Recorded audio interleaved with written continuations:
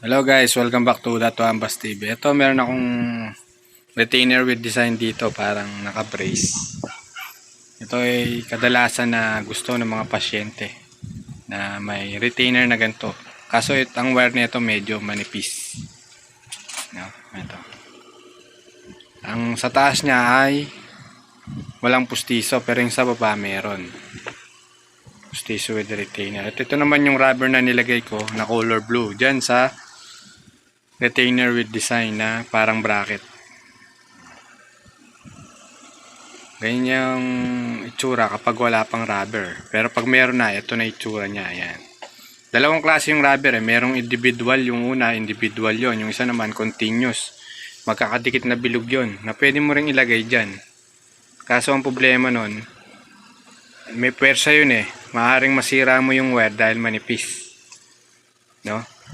Kaya pinasuggest ko na ganito lang ilagay nyo para hindi maputol. Kadalasan yung mga pag nilagay mo yung goma na continuous, napuputol yung wire.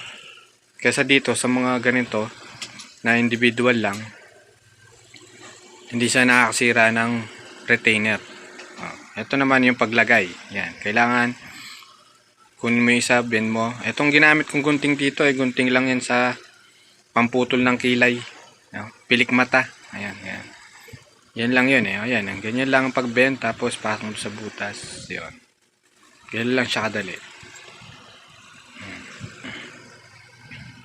Isa-isa lang ang paglagay para hindi mapuwersa. Tsaka relax ka dapat kapag naglalagay.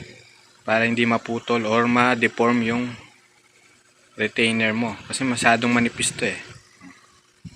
Ayan, kapag suot sa pasyente, ganyan itsura. Ayan, up and down na to na may retainer. Yung sa baba ay may pustiso nga lang. Pwede yan pang forma-forma.